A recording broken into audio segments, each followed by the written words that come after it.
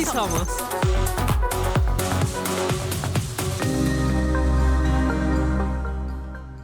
Bienvenidos sean todos a esta nueva emisión de Sí Somos. Hoy vamos a hablar de un constructo social patriarcal que ha perjudicado la vida de las mujeres. Vamos a hablar de la rivalidad justamente entre nosotras, donde desde niñas se nos dijo que la peor enemiga de una mujer, iba a ser otra mujer. ¿Cómo es que aprendimos a que no íbamos a ser aliadas sino competencia? Porque las mujeres tenemos muy dentro de nosotras esta competencia, envidia, rivalidad. ¿De dónde lo aprendimos? ¿Es algo natural?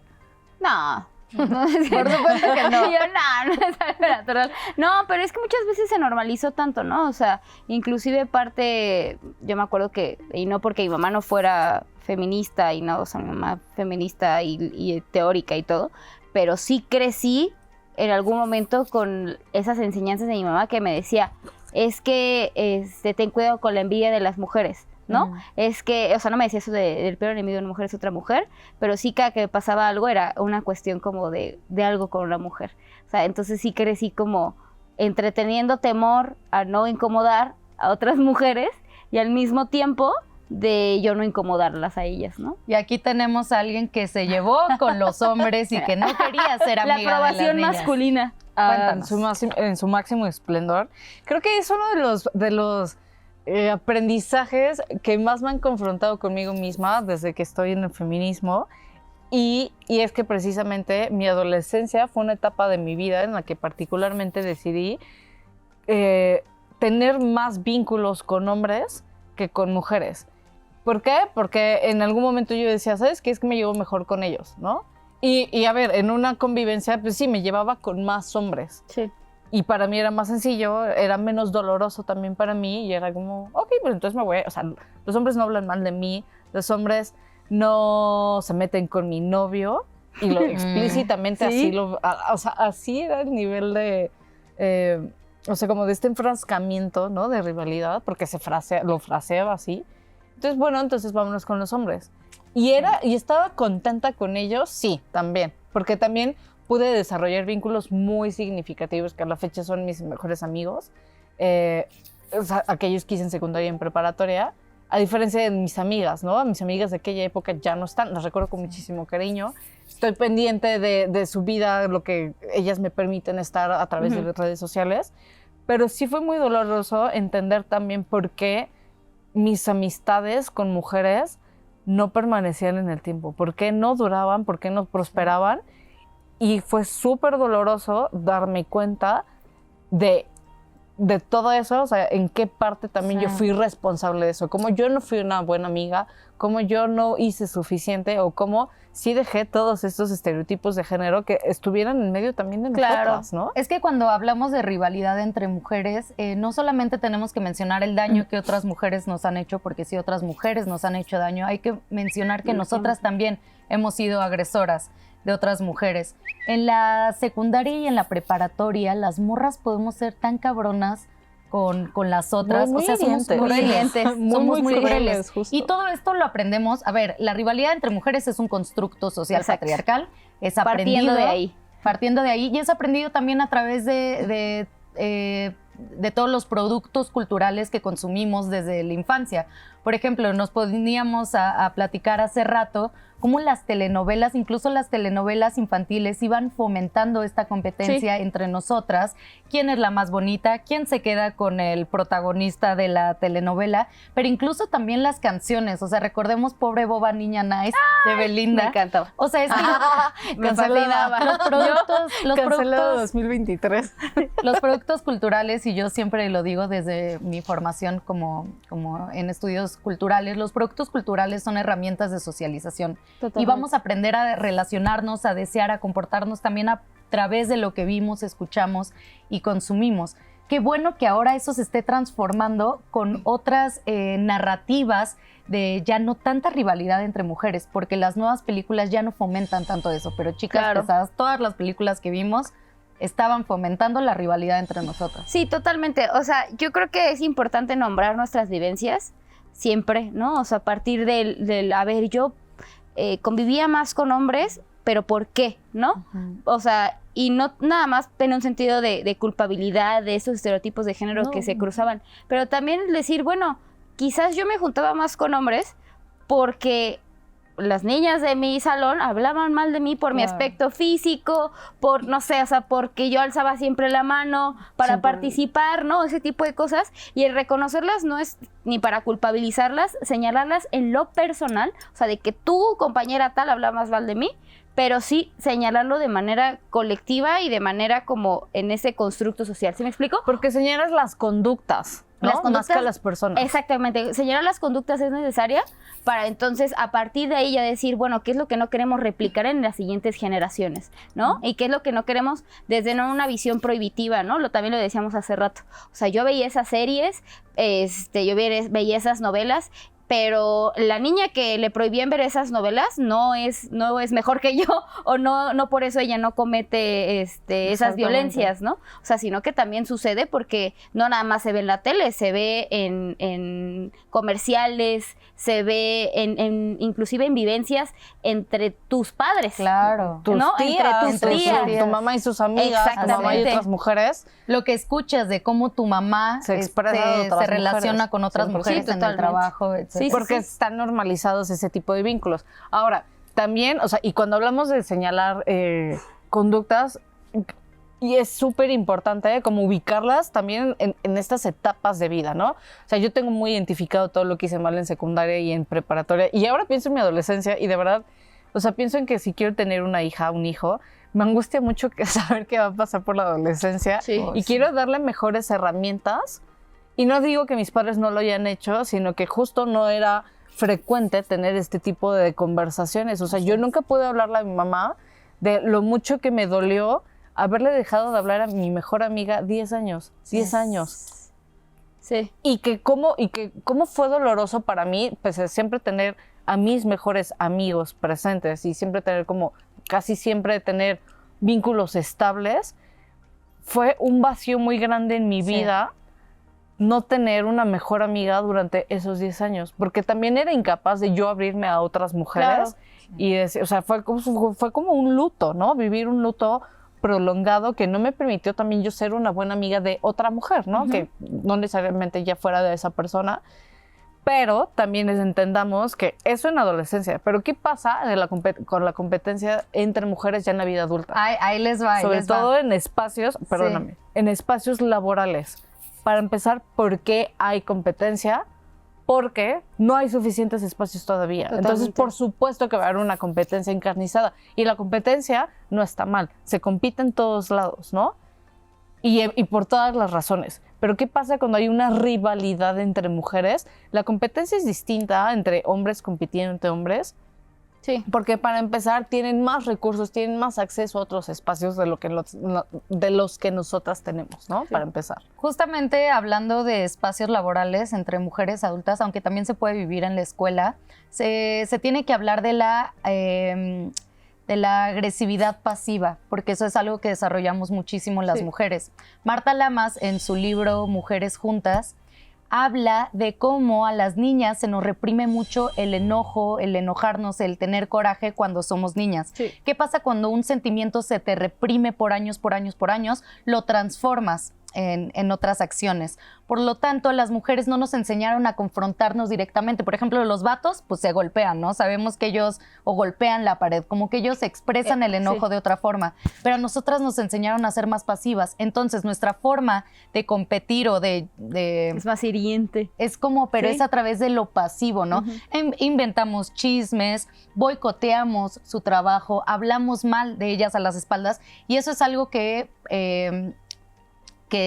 aparece muchísimo en los espacios laborales. Yo quisiera decir que hace poco estaba platicando con mi pareja sobre esto, que muchas veces esos espacios laborales son réplicas de lo que vivíamos en secundaria. O sea, los chismes, el boicot. Todo, es exactamente lo mismo, pero una versión adulta. Pero lo que decías, es más hiriente, porque de una u otra forma cuando eres pequeño hay ciertas cosas que no puedes hacer, sobre todo cuando eres pequeña, cuando o sea, te reprimes los sentimientos, ¿no? Y que al final esto afecta no nada más en tu desenvolvimiento en el trabajo, sino también tu desenvolvimiento personal. O sea, es decir, tú no puedes convivir con compañeros y compañeras sin que X compañera te esté atacando o te esté diciendo cosas, ¿no? O inclusive tú, no sé, haces alguna situación, no sé, decides comer poquito y a partir de eso se crea un chisme de que no comes, ¿no? O sea, eso me refiero a que, y entonces tú ya no quieres llevar comida porque qué van a pensar de ti, no, o sea, como empiezas ya no nada más a ver cómo te desenvuelves en el trabajo, sino también ya te afecta de manera personal porque no sabes cómo convivir con los demás sin que los demás te hagan daño. Entonces, o tú sin hacerlo también, ¿no? O sea, eso. inconscientemente. Porque además hay otro tipo de consecuencias cuando se ejercen este tipo de violencia, o sea, que implica la rivalidad mal llevada con las mujeres en espacios laborales. ¿Qué pasa? Que hay deserción laboral. Para empezar, no estamos todas en los espacios laborales formales. Y quienes estamos, muchas veces hemos pasado por equipos de trabajo que tienen estas dinámicas muy nocivas y que son todavía muchísimo más... o sea, son más agresivas en contra de las mujeres. Yo en muchos trabajos no me he sentido bien recibida por las mujeres, ¿no? Sí. Y entonces, ¿qué ha pasado? O termino renunciando y buscando otro empleo en el que yo me sienta más cómoda, independientemente de lo que haga o no, si me gustara. Termino buscando alternativas para acercarme a algunas, no a todas, de las personas, pero también me ha ayudado particularmente a un ejercicio de reflexión en el que yo, Ana, he aprendido a identificar qué actitudes mías o qué cosas que son parte inherente de mi personalidad, o sea, qué rasgos de mi personalidad les pueden resultar molestas a otras mujeres, particularmente mujeres. Sí. Y he tenido que aprender a vivir en paz con eso también. Sí. O sea, no por ser mujeres tenemos que ser amigas. Sí, no, exacto. No por eso, no por ser mujeres nos tenemos que caer bien todas. También es aceptar, o sea, vivir en paz con eso, pero que no me caigas bien, o sea, porque yo sí veo a alguien con quien no coincido, digo, ¿sabes qué? No coincido y ya. O hay personas que digo, a ver, abiertamente me caes mal. Sí. Me caes mal y está bien. Pero eso no significa que te voy a hacer daño. Claro. Sí, eso es la sororidad, ¿no? Aceptar que no vamos a amarnos entre todas, aceptar que nos necesitamos en alianza política hacia el patriarcado, pero que no nos vamos a caer bien todas, ¿no? Y que no porque eres feminista vas a ser súper agradable con las mujeres que han sido agresivas con otras personas. Yo quiero hablar de un tema que todas hemos sentido, pero que no lo hablamos, y es la envidia hacia otras mujeres. La envidia es ese sentimiento de coraje hacia otra persona, aunque no te haya hecho nada, solo por ser o por tener lo que tiene. ¿Hay envidia buena? No. Hablando de esto, de esa idiosincrasia, ¿sabes? Yo creo que no. Yo también creo que la envidia es ese sentimiento que se siente horrible, ¿no? Y se siente horrible porque la otra persona no te está haciendo nada. Solamente es o tiene. Pero es muy fuerte como, o sea, reflexionemos hacia qué tenemos envidia de otras mujeres. Generalmente envidiamos la belleza de otras mujeres, los puestos de trabajo de otras mujeres, el poder adquisitivo, los cuerpos. Y las relaciones que tiene. Las relaciones que tiene. O sea, la envidia es algo que se nos fomentó muchísimo a las mujeres. Sí, totalmente. ¿No? Y yo cuando hago círculos de mujeres en este tema de la rivalidad entre nosotras, siempre digo, ¿cómo transformar la envidia también en admiración sin romantizar este proceso? Es decir, por ejemplo, yo pienso, no sé, le tengo envidia a fulanita porque se fue a un viaje a Europa que yo no he podido hacer. Bueno, entonces, ¿cómo lo transformo? ¿Cómo transformo eso? Qué chingón que una morra pueda viajar a Europa. No, es como ponernos el patriarcado nos ha jodido a todas. Sí. Hay que celebrar lo que otras morras pueden hacer, ¿no? No tener esa envidia y tener ese coraje. Que aparte, más allá de lo que pueda pensar las otras personas de tus comentarios, es el daño que te estás haciendo tú, ¿no? O sea, el daño que te haces a nivel personal de estar haciendo comentarios sobre las vidas de otras personas, sobre los cuerpos de otras personas, sino más bien ahí es una introspección sobre qué es lo que no tengo y quiero tener, ¿no? O sea, en este caso, si quiero viajar a eso. Y qué me puedo acercar a llevar eso, pero aparte, el eliminar como esa envidia, obviamente no viene de la noche a la mañana, ¿no? Claro. Sino también de rodearte de personas que se va a escuchar súper romántico también, pero que tengan la misma energía que tú y que también aspiren a las mismas cosas y que puedan platicar. O sea, por ejemplo, no es lo mismo juntarte con un grupo de amigas que critican todo el tiempo a otras mujeres a juntarte con un grupo de amigas que hablan de sus metas, que hablan de cosas que no tienen que ver con criticar a otras, ¿no? O sea, que eso es, creo que tu primer círculo también te ayuda a cambiar ciertas conductas que hemos aprendido a lo largo de nuestra vida. Y, o sea, a desaprenderlas y aprender otras nuevas, ¿no? Porque justo lo que dices, ¿cómo transformamos esos sentimientos?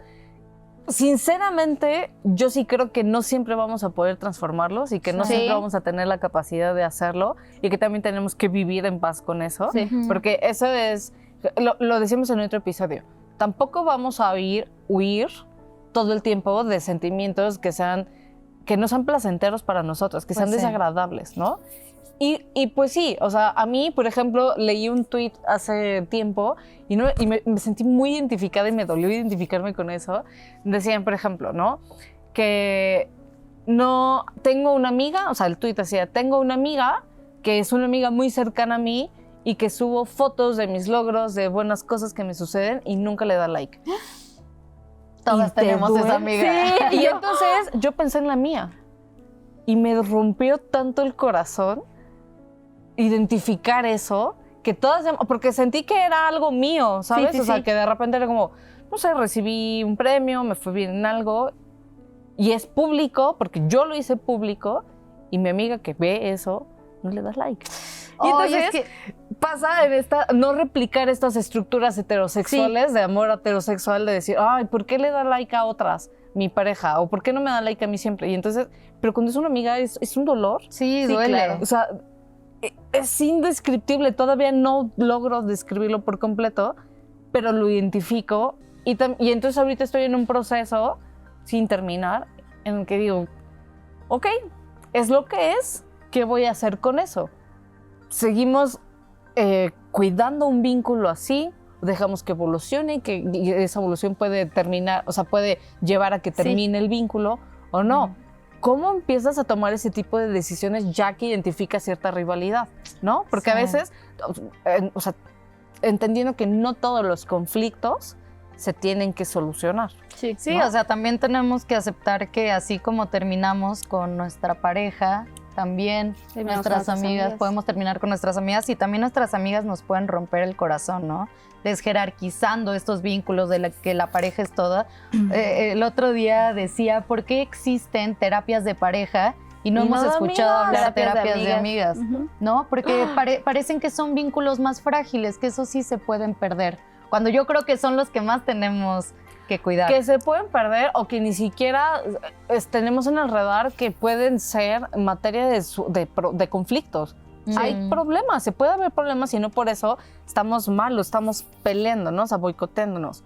Pero que estemos no acostumbradas a afrontar esas discrepancias, esas envidias o eso que tenemos con otras mujeres, no solo con amigas, creo que es parte del problema en el que seguimos invisibilizando la rivalidad entre nosotros. Ah, no, claro, o sea, y el entender que existe, o sea, que existe es real, y el qué vamos a hacer ante eso, ¿no? O sea, decir que no es normal el hablar mal de tus amigas, el no disfrutar sus logros. Si no es normal con tus amigas, no va a ser normal con otra gente, ¿no? Que ni te topa, o sea, que ni sabe quién eres, pero que a ti quieres lo que tiene la otra persona, etcétera, ¿no? Entonces, creo que el entender que no es normal y que no nada más nuestras amigas nos pueden lastimar, sino también nosotras podemos lastimar a nuestras amigas. Exacto. Y a otras personas que no conocemos y que no sabemos sus vivencias. Y yo me retomo un poquito más a las cuestiones que vivíamos en secundaria.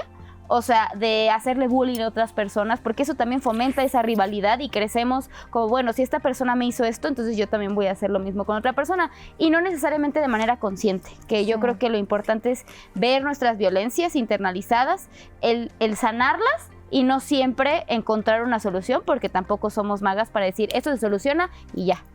¿Conclusión? ¿No? Yo creo que tenemos que aceptar que existe, mientras más visible es más fácil reconocer qué tipo de violencias puedes ejercer tú a partir de tener rivalidad con alguien.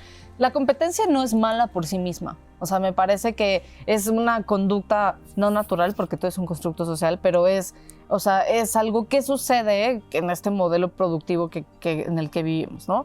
Abracémosla, solo hagámonos cargo para no reproducir violencias, totalmente. ¿no? Sí, y pues recordar que la sororidad no es que todas seamos amigas, que nos amemos entre todas, pero sí poder reflexionar de cómo se nos socializó para competir con las otras y que en realidad pues nos necesitamos de aliadas. Muchísimas gracias por vernos. Nos vemos en el siguiente episodio de Sí Somos. 27 Heartbeat. Tú mi compañera, no te voy a criticar. Mi mejor amiga en la que puedo confiar. Ella es mi hermana, siempre me va a ayudar. Nuestra mejor arma se llama sororidad. Nuestra libertad nadie la roba. Esta lucha de igualdad no se abandona. Las patronas más unidas de la zona. Si piensas que es broma es porque no razonas. Empieza y expresa lo que piensas. Que te quede claro, no somos princesas. Nosotras cumplimos la promesa. Lo que nos proponemos no nos pesa. Tú mi compañera, no te voy a criticar. Mi mejor amiga en la que puedo confiar. Ella es mi hermana, siempre me va a ayudar.